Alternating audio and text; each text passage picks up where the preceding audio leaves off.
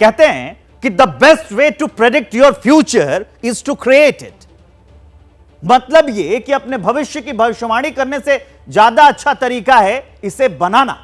यह बात अमेरिका के सबसे लोकप्रिय राष्ट्रपति रहे अब्राहम लिंकन ने कही थी और हिंदुस्तान ने चांद पर कामयाबी का परचम लहराकर इसे साबित कर दिया।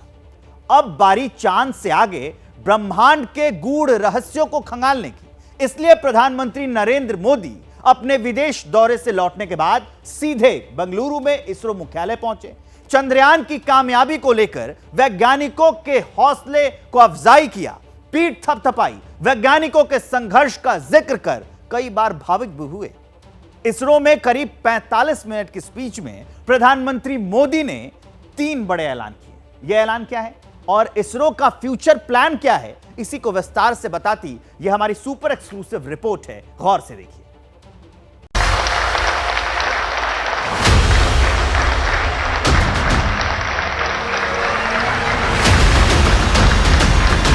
आज का भारत है निर्भीक भारत।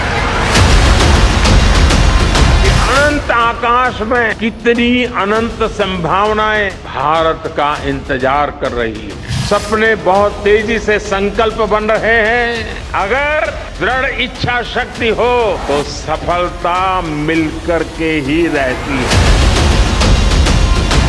चंद्रयान 2 के पद चिन्ह जहां है वो स्थान आज से तिरंगा पॉइंट कहलाएगा। भारत माता की, भारत माता की, भारत माता की। विज्ञान का वंदन, इसरो का अभिनंदन। आप देश को जिस ऊंचाई पर लेकर गए हैं ये कोई साधारण सफलता नहीं है। ये अनंत अंतरिक्ष में भारत के वैज्ञानिक सामर्थ्य का शंखनाद है।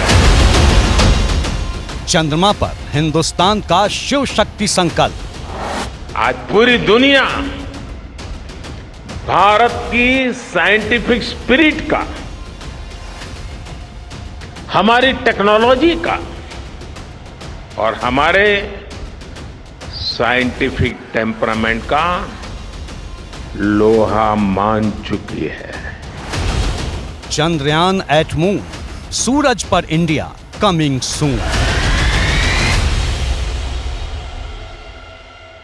हम सिर्फ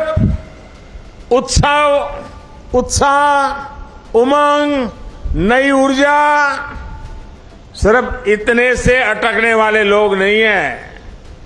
हम एक सफलता प्राप्त करते हैं तो वहीं पर मजबूत कदम रख के नए उछाल के लिए तैयार हो जाते हैं।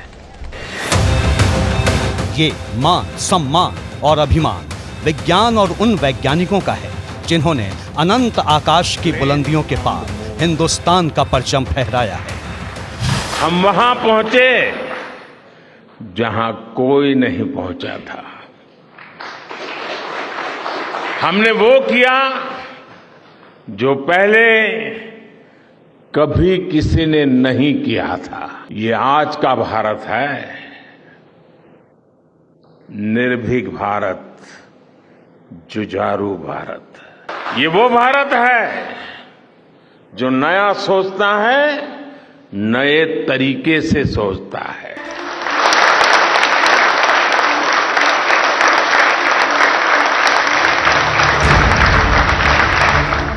भारत माता के जयकारों और तालियों की गूंज।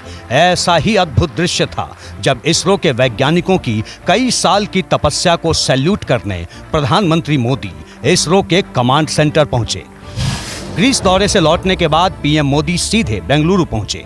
बेंगलुरु पहुंचने के बाद मोदी सीधे इसरो मुख्यालय पहुंचे। इसरो कमांड सेंटर में चंद्रयान 3 के वैज्ञानिकों से मुलाकात की। इसरो कमांड सेंटर में पीएम मोदी को वैज्ञानिकों ने पूरा चंद्रयान मॉडल दिखाया। चंद्रयान 3 मिशन के नतीजों और मिशन के बारे में पूरी जानकारी दी। इसरो कमांड सेंटर पर इसरो चीफ एस सोमनाथ ने पीएम मोदी को गुलदस्ता देकर स्वागत किया। पीएम मोदी ने इसरो चीफ को गले लगाया और पीठ थपथपाई। प्रधानमंत्री जब कमांड सेंटर पहुंचे तो वैज्ञानिकों ने 5 मिनट तक ताली बजाकर उनका स्वागत किया।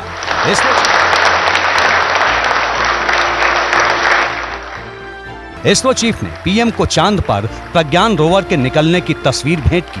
चंद्रयान 3 का मॉडल देकर सम्मानित भी किया। प्रधानमंत्री मोदी ने चंद्रयान 3 मिशन की कामयाबी पर वैज्ञानिकों को बधाई दी। चांद तक तिरंगा फहराने में संघर्ष का जिक्र करना भी नहीं भूले। व्यक्ति के जीवन में कई बार ऐसी घटनाएं घटती हैं कि वो बेसब्री हावी हो जाती है। इस बार मेरे साथ भी ऐसा ही हुआ है। इतनी बेसब्री, मैं साउथ अफ्रीका में था, फिर ग्रीस का कार्यक्रम था तो वहां चला गया, लेकिन मेरा मन पूरी तरह आपके साथ ही लगा हुआ था। भारत में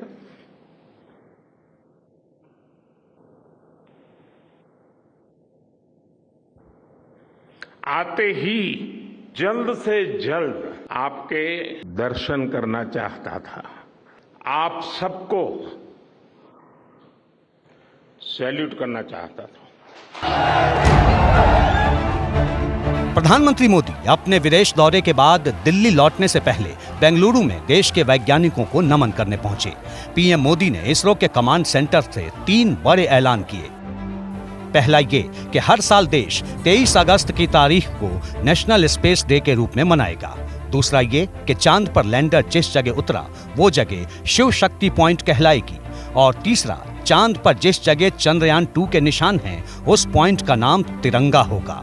इसरो सेंटर में अपने करीब 45 मिनट की स्पीच के दौरान कई ऐसे मौके भी आए जब प्रधानमंत्री भावुक नजर आए। सैल्यूट आपके परिश्रम को, सैल्यूट आपके धैर्य को, सैल्यूट आपकी लगन को, सैल्यूट आपकी जीवटता को, सैल्यूट आपके जज्बे को। वाकई ये देश के वैज्ञानिकों का ही कमाल है जिसकी जय जयकार पूरी दुनिया कर रही है। ये असंभव को संभव बनाने वाली संघर्षों की ऐसी गाथा है जो सदियों तक जीवित और जीवंत रहेगी। यही वजह है कि प्रधानमंत्री का एक एक शब्द देश का मान बढ़ाने वाले वैज्ञानिकों की मेहनत और संघर्ष को आकार दे रहा था। आपने जो किया है, जो साधना की है, वो देशवासियों को भी पता होना चाहिए।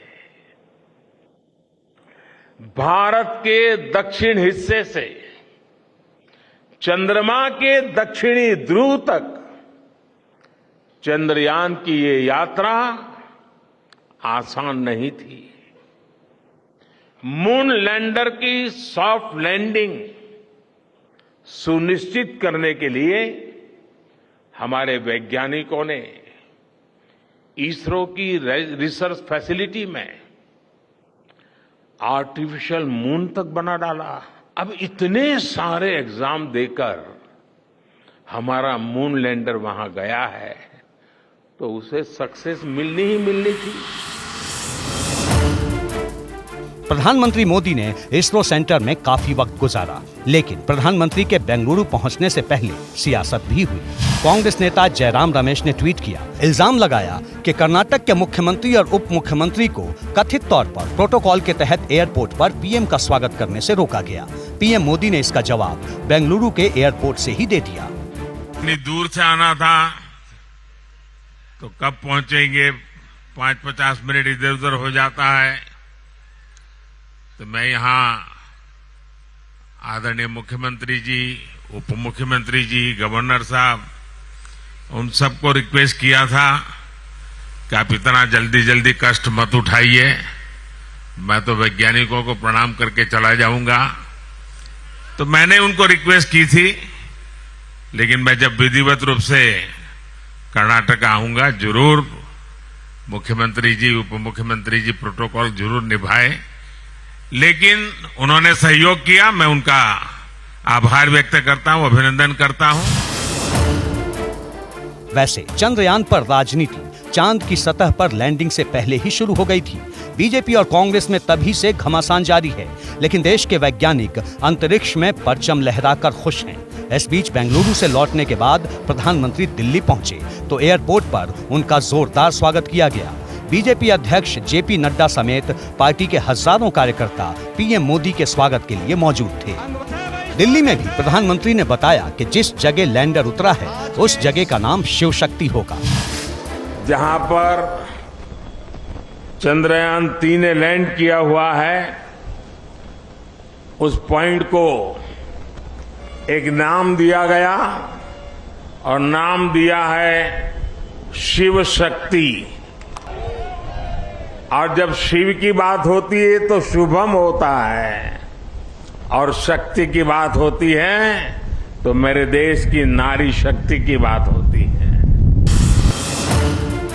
प्रधानमंत्री मोदी के ऐलान के बाद पूरा माहौल हर हर महादेव के जयकारों से गूंजने लगा, लेकिन कई लोगों को ये बात नागवार गुजर रही है। चांद पर लैंड करने वाली जगह का नाम शिव शक्ति रखने पर कुछ सियासी दलों को ऐतराज है। हास्यास्पद है। बीजेपी और बीजेपी के नेताओं की आदत बन गई है कि वो कभी सड़कों के नाम बदलते हैं, कभी शहरों के नाम बदलते हैं, और अब वो चांद तक पहुंच गए। क्या चांद की उस धरती के मालिक हैं प्रधानमंत्री जिसका वो नाम रख रहे हैं? प्रधानमंत्री सिर्फ राजनीति कर रहे हैं, इसके अलावा कुछ नहीं कर रहे। कांग्रेस ने सवाल उठाए तो बीजेपी ने भी जवाब देने में देर नहीं की। कईयों के लिए परिवार फर्स्ट, बाकियों के लिए राष्ट्र प्रथम। यही अंतर हमने पहले दिन कहा।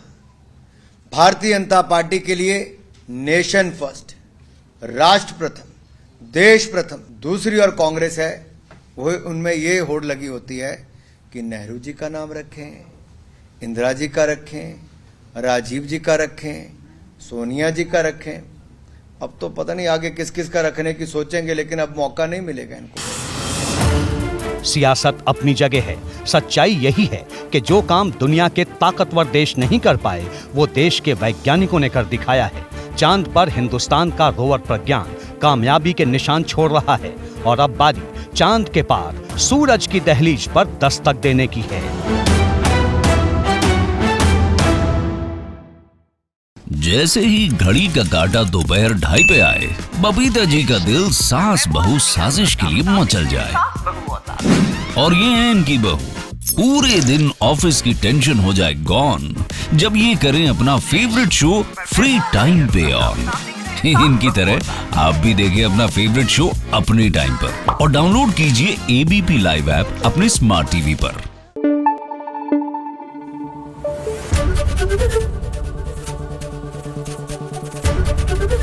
एबीपी न्यूज आपको रखे आगे।